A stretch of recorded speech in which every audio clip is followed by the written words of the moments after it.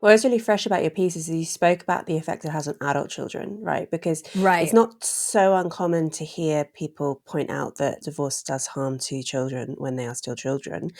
And it's fairly common for people to wait until children have left home, for instance, before breaking up, if they're in this kind of marriage that's, I love safe, legal and rare, by the way. That's, yeah, that's also my position, right? I mean, and it's so difficult because basically what you want to say, but what you want the rule to be is get divorced if you have a really good reason, right?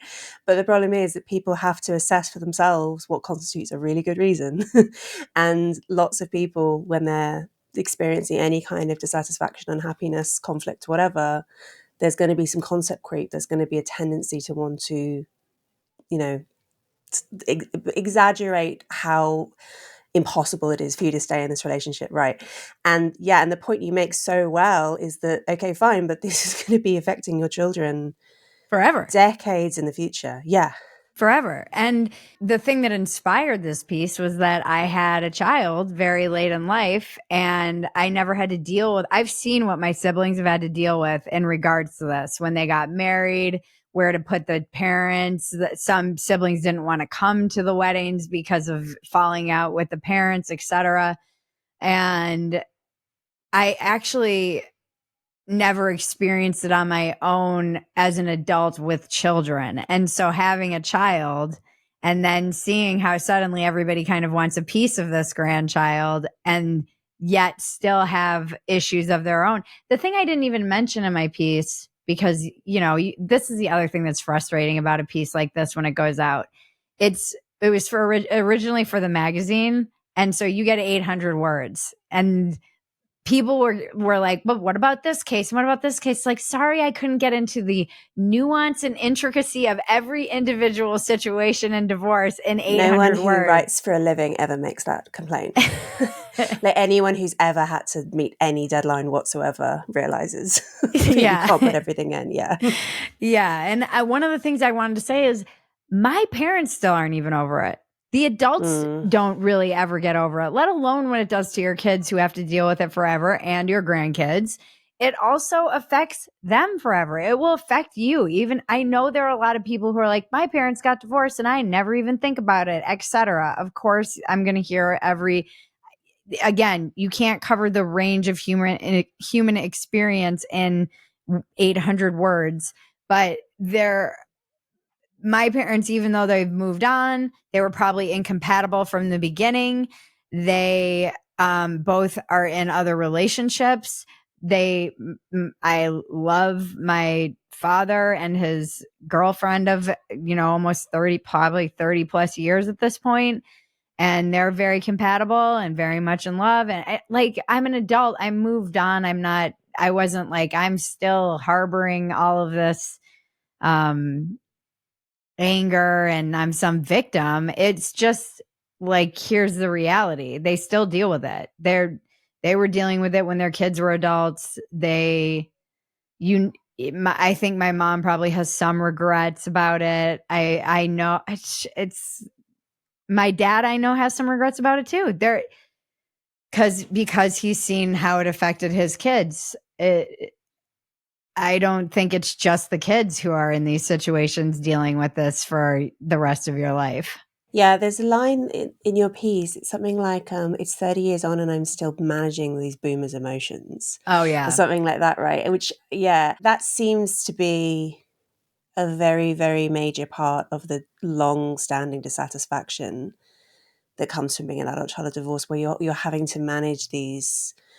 It flips the relationship and forces the child, even as an adult, to suppress their own unhappiness and desire to make a fuss, and basically forces the child to behave like the parent, to behave like the mature adult in the situation. And often you're put in the position now of being the buddy.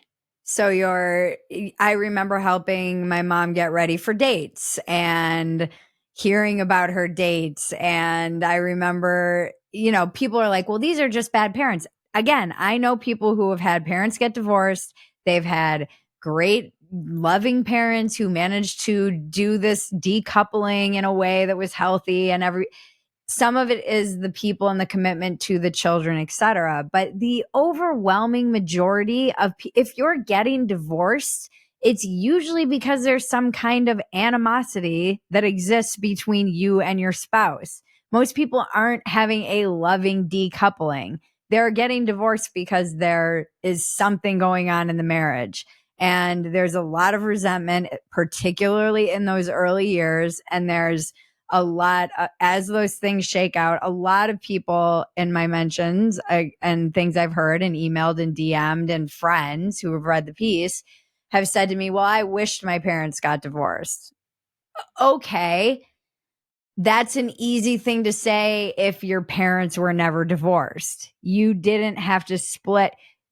Just going from two households, if there isn't abuse and screaming and rage and you're dealing with that, just having to go, like, as the kind of youth would say, code switching, you're constantly code switching as a child when you're going from one household to another.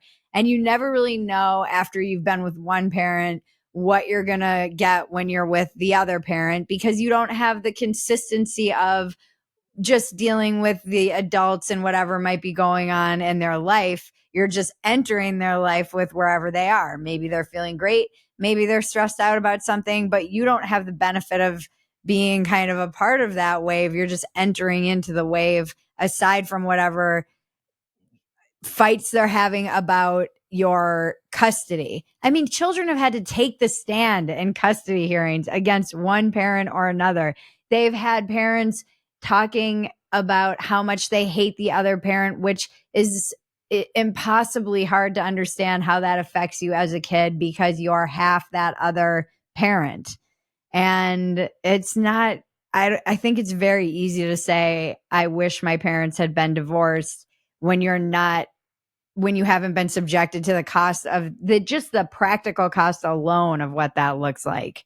Just going from one house to another. Some kids go every other week. Some kids go, it's insane. You might live close by, but then you're walking from one house to another. We, in our instance, moved far away, so only saw my father twice a year. And for summer, maybe you're doing summers with one parent. It's just logistically, it is a nightmare. It's an extra nightmare. And it's very hard for kids because you're pretty much always moving. Yeah, as the kids, you have to have two toothbrushes, almost always, not the adults.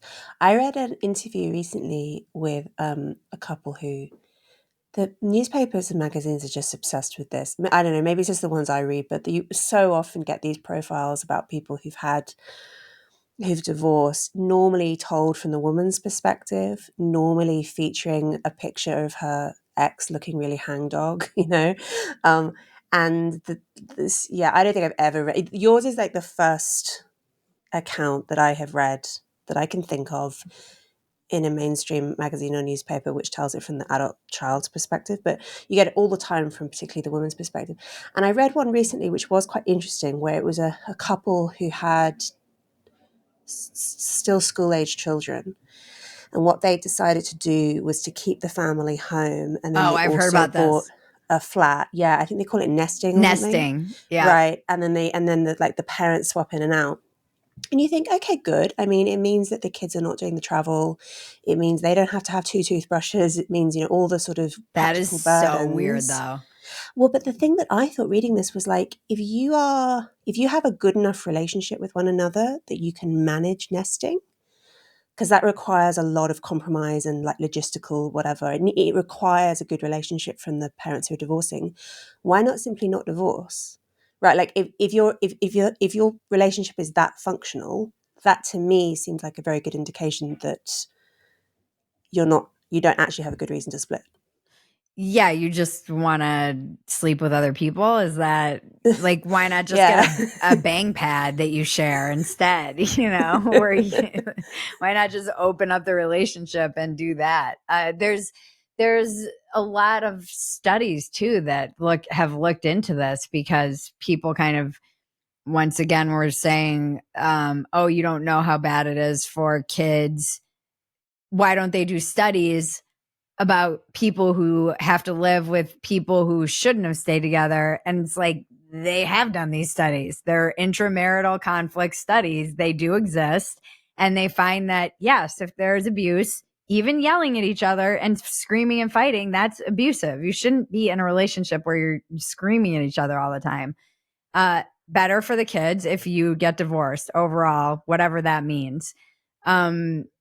If you can coexist, but it's loveless, but you can still peacefully coexist, or whatever it, like what you just described, you get along well enough that you can nest, it's better to stay together for the kids. And so many people will say staying together is worse. Well, staying together in my instance, because the coping women came out in my mentions in droves. And it was often them saying, well, I know that this staying together was worse. And I don't think we're just talking about, abuse or drug addiction or whatever. And it's like, well, okay, worse for whom? Worse for you or worse for your children? Because I feel like this is still about you.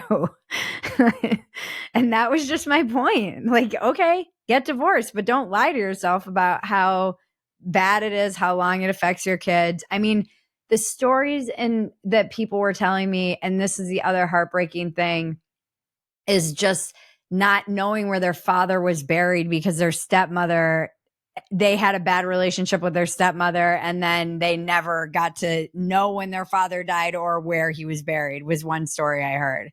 And you hear a lot of this kind of, once the father gets remarried, there's a almost detachment because the stepmoms are jealous or insecure, or they start a new family, etc. With stepfathers, it's, I heard a lot of, my stepfather was great. Okay, again, you've clearly never read about the Cinderella effect or heard of this, because statistically, that's not the case. Actually, the minute you get divorced, as you cover it in your book, right? The Yeah. Cinderella effect. Okay, I was Yeah. like, am I thinking of something you wrote that was after your book? How much abuse goes up exponentially the minute a non-biological parent is introduced into the home. Yeah. And Factor of 100 is what's it's estimated. crazy. Yeah. It's crazy. And then you heard people whose parents, because I think, and I could be wrong, but I feel like I read somewhere recently that boomers are the only generation where the divorce rate is increased. Like, it continues to go up because these As they people get are on their older. third and fourth marriages. Yeah. It's not uncommon at all. And that was something I really just didn't take into consideration, was how you manage it. And I think a lot of people have to a lot of the people were saying, I just say, here's what we're doing. You can partake or not. If you guys can't work it out, that's your problem. You made this decision, which I think is the healthy thing to do, but it's still unfortunate. And then, not to mention kind of what happens, I think a lot about how there's this kind of pot that everybody's money is going into, and then that gets split up. And I know I saw people were like, oh wow, this is such a like white person problem, you're not getting your inheritance. And it's like, this is true for everyone. The minute you split households, everyone is generally worse off. You have a mom who's essentially a single mom now. You have unless they get remarried, and then we have the Cinderella effect to take into consideration. You have a father who's now has to pay for essentially two households. It's not like you're diminishing the not just emotional but actual physical resources that the kids have available to them. Like, again, sorry, this is just facts. It's not like, I'm sorry that this is offensive to people. It's always wild to me the way it gets you get so projected on, and when you write something like that, thank God I'm married to a therapist, because he's looking at all the comments going, this is all projection. This is not about you. This is people with unresolved guilt and shame and feelings, and they're putting it on you because you express this, but it's not. He's like, this is all about them.